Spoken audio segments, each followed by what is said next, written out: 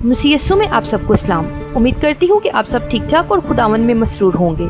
Bible study पर मबनी videos का notification सबसे पहले हासिल करने के लिए चैनल को सब्सक्राइब करना और बेल आइकन को दबाना मत भूलें। तो बढ़ते हैं आज के टॉपिक की तरफ। हमारा आज का टॉपिक है 7 कलीसियाओं का राज। इस टॉपिक को एक्सप्लेन करना और समझना इंसानी अकल और सोच से बालातर है। इसको बयान करने और समझने के लिए खुदा के रूह का साथ बहुत जरूरी है। तो इस राज को पूरी तरह समझने के लिए वीडियो को एंड तक लाजमी देखिएगा। मुकद्दस रसूलों ने बहुत सी कलीसियाएं कायम की, मगर मुकाशवा की किताब में खुदा ने 7 कलीसियाओं को मेंशन क्यों किया? वजह क्या थी? चूँकि इन 7 कलीसियाओं में कुछ खास खसूसियात पाई जाती थी जो कि आने वाले जमानों में जाहिर होने वाली थी। ये 7 कलीसियाएं आने वाले 7 मसीही अदवार की निशानदेही करती थी।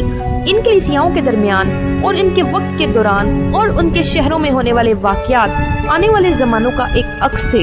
ये खुदा का मंसूबा था। खुदा जो कुछ भी करने वाला होता है पहले उसका अक्स जाहिर करता है।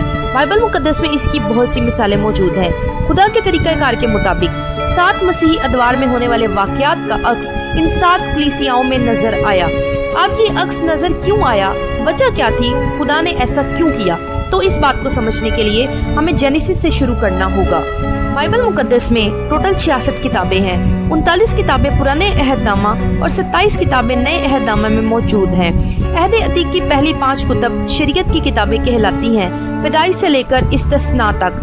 अगली 12 कुतब तारीखी किताबें हैं, यशुआ से लेकर आस्तर तक। उसके बाद अगली 5 कुतब हिकमत की किताबें कहलाती हैं, अय्यूब ता गज़ल उल गज़लात। उसके बाद यसाया से लेकर मलाकी तक तमाम कुतब अंबिया की कुतब कहलाती हैं, यानी ये तमाम नबूवत की किताबें हैं। अब अगर हम देखें तो पैदाइश से लेकर मलाकी तक अहद अतीक शरीयत, तारीख, हिकमत और नबूवत की किताबों से भरा पड़ा है।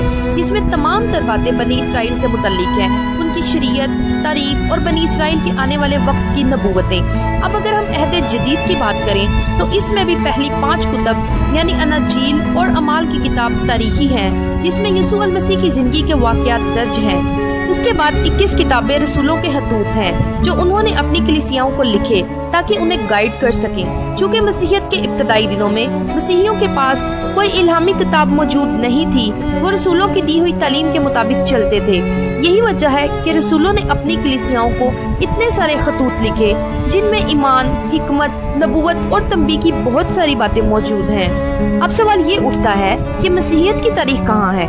अगर बनी इसराइल की तारीख को खुदा ने कलमबंद करवाया ताकि आने वाले जमानों के लिए नमूना हो, तो फिर आज कलीसिया भी बनी इसराइल की तरह चुने हुए लोग हैं। तो क्या इसकी तारीख को खुदा ने कलमबंद नहीं करवाया?